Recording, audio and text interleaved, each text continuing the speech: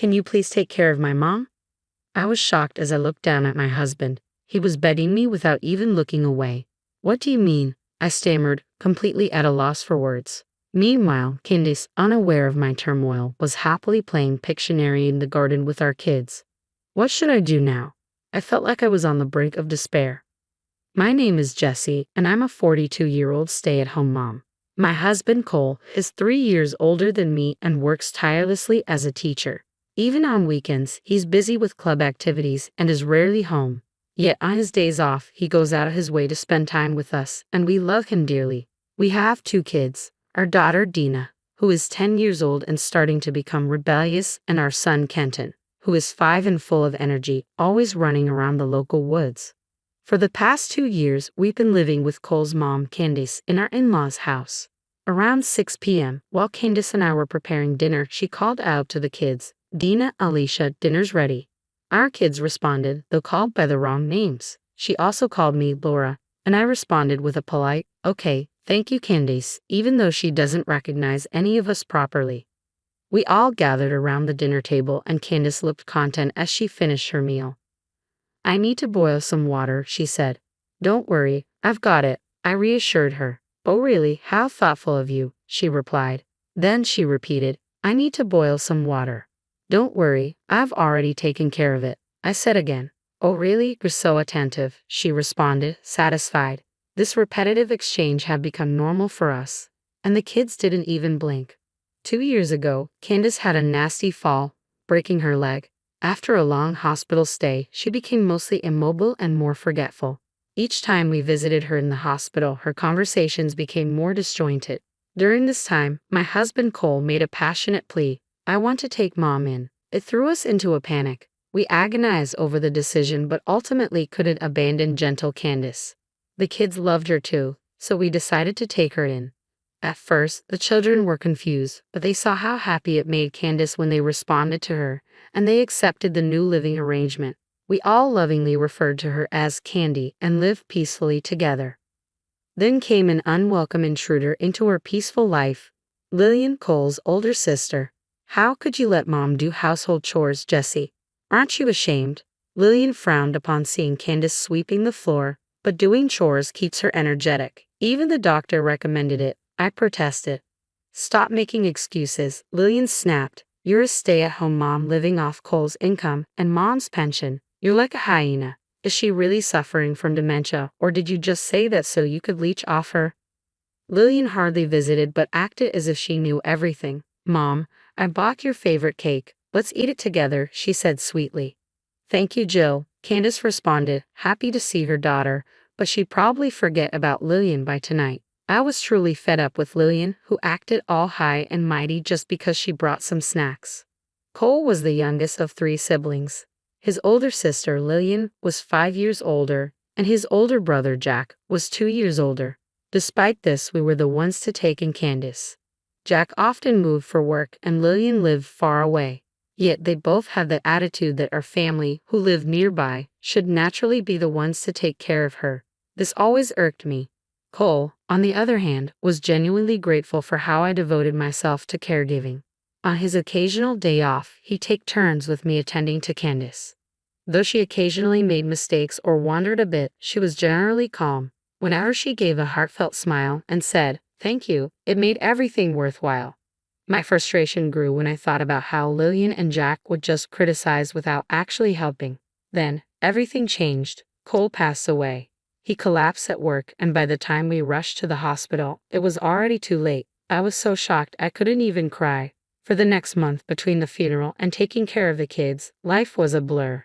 Seeing my children muster the courage to go back to school, I started thinking it was time to figure out our future. Cole had left us some money, but it wasn't enough to live on indefinitely. More importantly, we were living in Cole's family home, taking care of his mother, Candice. Her dementia was getting worse. Sometimes she understood that her son Cole was gone, but other times she forgot. Even so, she felt his loss deeply and often cried like a child. Feeling it was wrong to leave Candice alone, we lived by draining our savings since I couldn't work. 3 months after Cole's death, Lillian and Jack showed up out of the blue. "How long do you plan on freeloading here?" Lillian demanded, exhausted from caregiving and child rearing. I was too stunned to reply. Jack looked down at me arrogantly and began to lecture. Don't you feel ashamed living off our mother's modest pension? I only use Candace's pension for living expenses, I responded. Jack snorted dismissively, though he hadn't contributed a single cent to his own brother's funeral. He scanned the room as if appraising it, then began directing me. You're practically a stranger now. Move out. I'll live here with Mom. What? You're married and live far away. Didn't Mom refuse that arrangement? I protested. Oh, no worries. My idiot husband cheated on me, so I thought I'd come back and take care of Mom. My kids are grown up anyway, Lillian said. How selfish can she be? If Lillian's husband really cheated on her, I'd sympathize, but it seemed too convenient for her to kick us out without even thanking us for taking care of her. Ignoring my disbelief, Lillian rushed over to Candace, who was sunbathing on the terrace. Mom would prefer to live with her real daughter over a daughter-in-law who's like a hyena, right? Candace, lost in the sunlight, gave a vague reply, but Lillian took it as agreement. Just pack up and leave, will you? Are you serious? I asked, pale with shock. Jack smirked. Losing your cash cow, huh? Maybe if you had been a good provider, my brother would have lived longer. Poor guy. Using my late husband's death to taunt me was the worst thing Jack could do, but I was too worn out to fight back. That night, as the kids were asleep, I pondered. Honestly, leaving this home might make my life easier. I could go back to work if I didn't have to care for Candace. But should I leave just because Lillian and Jack told me to? Wouldn't that be abandoning Candace? Would my late husband Cole be disappointed? These thoughts swirled in my head when I suddenly realized Candace was standing next to me. Jessie, she said. Candace, what's up? Do you need to go to the bathroom? I asked, surprised to be called Jesset after such a long time. But Candace stopped me and took my hand. Jessie, leave this home, she said. What? I was puzzled by her sudden proposal. Was she choosing Lillian over me because they shared the same blood? As if reading my thoughts, Candace spoke gently. You're still young. Don't waste your time on an old person like me. Live with Kenton and Dina. Make life easier for them. But what about you, Candace? I'll be fine as long as you all are happy, Candace smiled. A lump formed in my throat, and for the first time since Cole passed away, I cried. Candace gently caressed my hand. Thank you for everything. I'm so grateful for your gentle touch. It's given me so much happiness. That's why I chose to live with her, because she is so warm-hearted. I cried like a child, embraced by Candace's warm chest. The next morning, Candace greeted me. Good morning, Laura. She probably didn't remember last night, but I had made up my mind. I would leave this house to protect my children and honor Candace's feelings. I soon found an apartment in the same school district and moved with my kids. Though I was concerned about Candace, I decided to leave her in Lillian's care for now. I'd even found a job opening at my previous workplace. My kids are still adjusting, but I feel we're moving forward bit by bit. However, 2 months after leaving my in-laws' house, I got an unbelievable call from Lillian.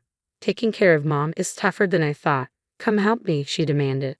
What? I was taken aback. Mom keeps cooking with rotten veggies and constantly forgets to do the laundry. Can you please keep an eye on her during the day? Lillian pleaded. What are you talking about? You accused me of being horrible for having Candace do household chores, but now you're doing the same.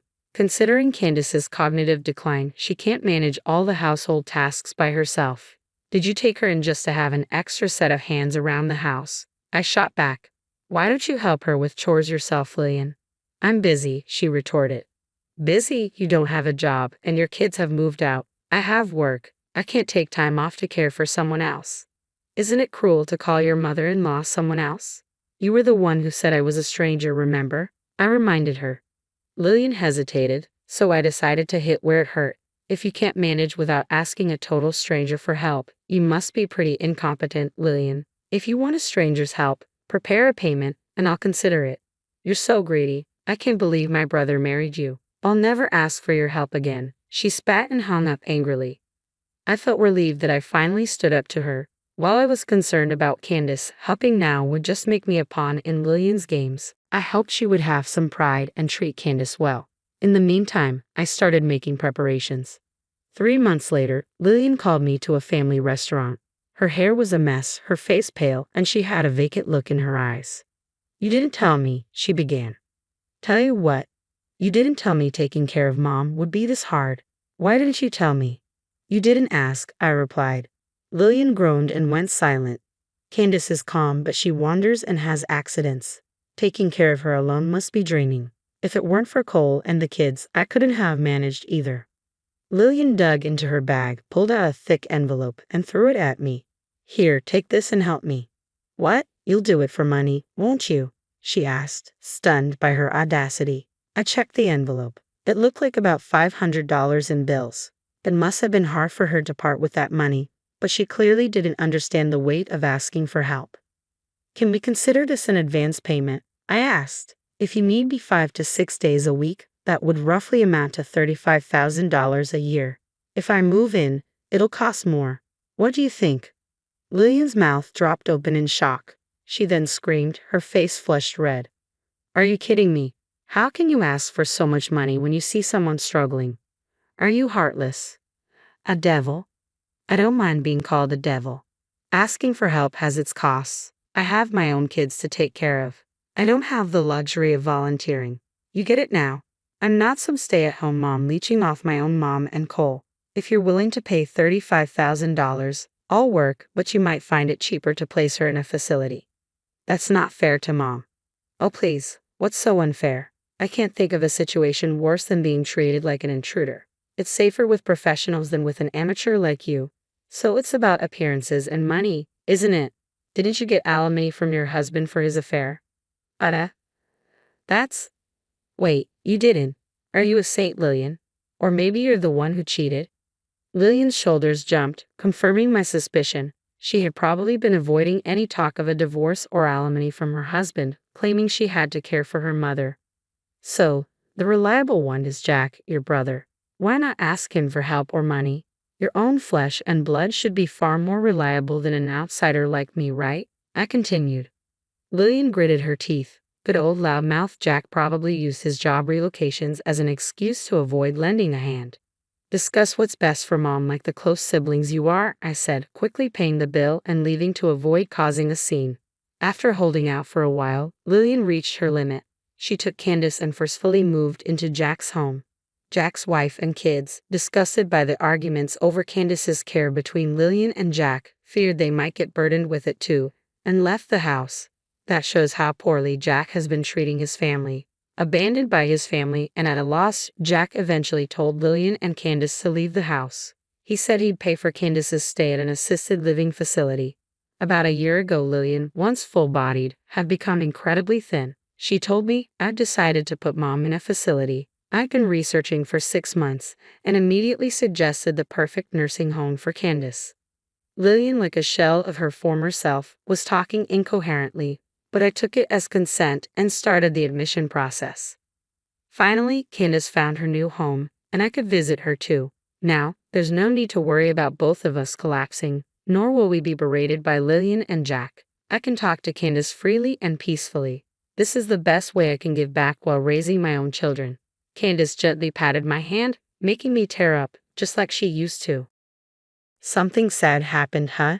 Don't worry, I'll protect you, Laura, she said, not calling me by my name, but her hand and voice were still warm.